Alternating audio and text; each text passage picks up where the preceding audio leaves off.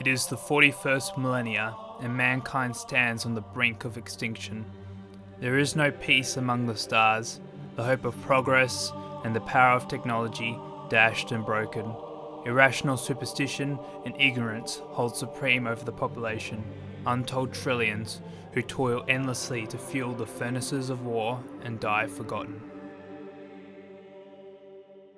The Imperium of Man is beset on all sides by hostile Xenos races, mutants, heretics, and traitors. Only the inexhaustible might of its armies hold back this tide of horrors, millions perishing every day as planets are constantly lost and retaken. They all give their lives in the name of the God Emperor of mankind, who is said to watch over all of them. The Emperor himself is a withered corpse. Once the most powerful human alive, he is now bound to the life support systems of the Golden Throne, which has kept him alive for 10,000 years. During this time, the Emperor has not uttered a single word, his mind instead dedicated to the task of battling the forces of chaos in the warp and powering the guiding beam of the Astronomicon. As he is sat immobile and helpless, his Imperium has fallen into brutal tyranny, grinding bureaucracy, and blind religious zealotry. Forget the promise of progress, of peace and understanding. Forget the power of technology and science. Forget the hope of a better tomorrow. All that is guaranteed is an eternity of carnage and slaughter to the laughter of thirsting gods. In the grim darkness of the 41st millennium, there is only war. It is words like these that introduced me to the world of Warhammer 40k, this setting that got me instantly hooked on the galactic scale bloodfest, the ridiculous size and power of the universe, and vast number of factions and characters that inhabited it. The tabletop game itself seemed fun and fascinating, something that I wanted to try for some time with other systems. My earliest memory of 40k are vague recollections of a few sets sitting in a hobby shop I visited and some Game World stores. They were the older boxes with the yellow backgrounds. I remember sets of Marines and Orcs that I sort of just lumped them into other fantasy settings that I didn't really know or care about. I was into Star Wars at that age, and that was the sci-fi universe I focused on. Later on, a fellow YouTuber of mine, Kiesling Films, introduced me to Space Marines when I was doing some art for him. I drew a Blood Angel, which at the time I knew nothing about, not even the chapter name, so looking back I'm amused at how I messed up all the markings and other details. Though still interested in Star Wars, 40k was slowly starting to creep into my life. I watched Ashens play a game of Space Hulk, learning all the strange names and that there were different Space Marine chapters that you could choose to play from.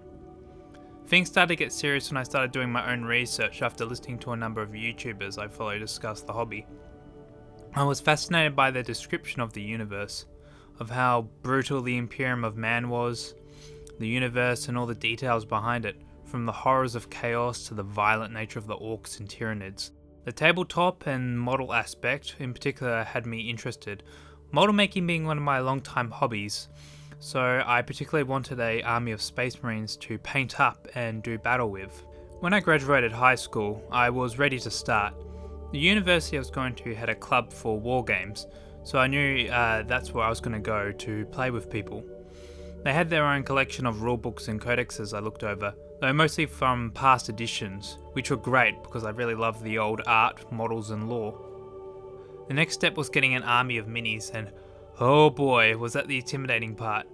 I learned very quickly that Australia had the worst prices for a company with a reputation for being expensive. However, I was keen and acted clever with my purchases. Though costly, I found it wasn't really making myself broke from engaging with the hobby. My first army was the Black Templar Space Marine chapter. The Black Templars are a crusading chapter of religious warriors who often put to the sword their own civilians more so than their enemies. Full of religious zeal, they favour close combat with the chainsword and holy bolter chained to their hands so that they may never cease in purifying the galaxy of all Xenos, mutants, and heretics. As my first army, I think I did pretty well in avoiding the mistakes of most beginners. The painting guides on Warhammer's YouTube channel were great, they really did help a lot in avoiding a lot of those early mess ups that people tend to do. Painting white on black was a very difficult thing to do, as was freehanding all of their chapter symbols. They turned out pretty well, and playing them as a beginner army produced mixed results, but I had a great amount of fun doing them, especially gearing them up with all their Crusader gear and bits and bobs. With that experience under my belt, my next army was the Crimson Fists, another Space Marine chapter. This army had also been a long-time favourite, being featured in some of the first artwork I saw. This chapter until recently has been on the brink of destruction, their homeworld ravaged by orcs, their fortress monastery destroyed. They symbolise to me what the Imperium is as a whole, holding out just for survival. With more experience, these models came out much more better and consistent and cleaner than my Black Templars. At the moment, the Crimson Fists are my main Space Marine army that I plan to keep on going for a very long time. I want to build it up quite large. I have yet to win any games with them, but the Sons of Rogel Dawn are very stubborn and persistent, so hopefully soon I will be able to crush my mate's Necron army, which has handed them defeat after defeat. My sort of third army and another ongoing project that I started around the same time of doing Crimson Fists are the Adeptus Custodians, the golden personal bodyguard of the Emperor himself. This isn't a super expensive army because they are very, very powerful figures, and so you don't need many to start up. I have been very slow in assembling them. I only have 2 fully painted, and I have not played any games of them yet, mainly because I'm sort of treating them a bit like an art project. Like, I'm putting a lot of effort into these figures, making sure their poses are alright, the paint's done well, their bases. So yeah, they've sort of been sidelined by the fact that I have been focusing more on my Crimson Fist army, getting that all done. And also my other new army that I've started, which is the Orcs, who have been quite a lot of fun so far to do. Their models are very, they're very orky. Orcs are very fun as a faction. They're ramshackle gear, their sort of lore where, they, just because they believe their gun works, it will just work even though it functionally shouldn't. Their models have been really fun to paint, and I had a good time playing with them in 4th edition rules, where it's pretty much just like, it was weird, because usually with Space Marines it's like, oh, I lost, 3 men in my squad. That's actually quite devastating. But with Orcs, I can just brush aside the fact that 7 of my Orcs got killed because the mob is about 30 Orcs strong. So yeah, that's my 4th army that I also am trying to get done at the moment. Alright, so we're beginning a match against the Necron army that I've never actually won a game against. How are you feeling? You have won a game against. You won one time, I think. One time, perhaps, but I think one time you got a pretty good win on me, but I think it was. Were we playing 4th or 9th though when that happened? It was probably 9th. It probably would have been 9th. Maybe. No, yeah. It was 4th. It was the first time. I think it was the first time we played 4th. You won that. Either how, these are reigning victorious champions. They're Unpainted Glory. They're Unpainted Glory by pure RNG. Yep. So let's see how this goes. Yeah. A shockingly piss-poor performance. The Land Raider got destroyed on the first go, and I think I only killed 2 destroyers in this entire game. You did.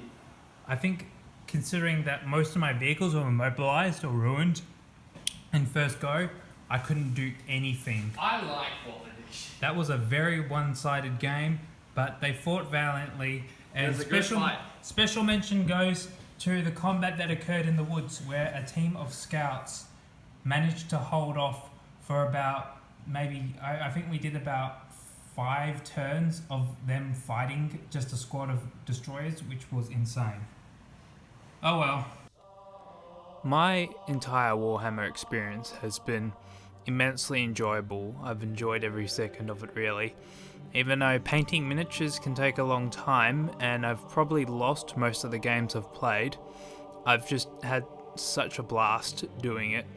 The sort of social aspect of just, arranging a game, getting to meet people, or just playing with my mates has been really rewarding. The lore and everything around it has been absolutely fascinating. I'm completely intrigued with the whole universe that 40k takes place in.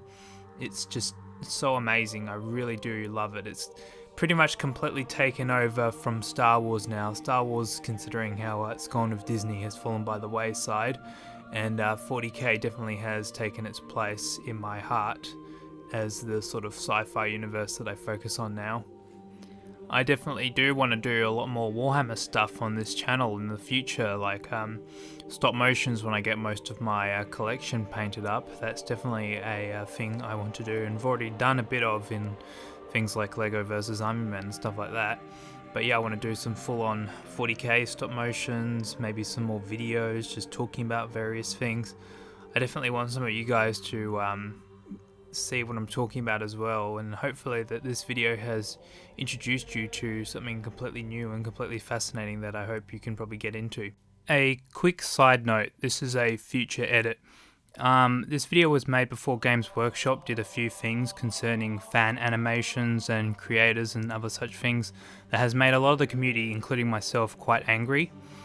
But I still want to upload this video and confess my love for Warhammer, because it's the universe and the setting and the models that I love, not so much the practices of a company. And I do hope that because I love Warhammer so much that I'm not just going to abandon it. I'm going to try and see it out until it gets better. But yeah, just a short thing I wanted to quickly address. I hope you've enjoyed this short little dive into 40k. I've been meaning to make this video for some time now, just to talk about this new hobby, this new passion of mine that I've got. And yeah, this is sort of my little early on love letter to it. I hope you enjoyed watching, and I'll see you all in my next video.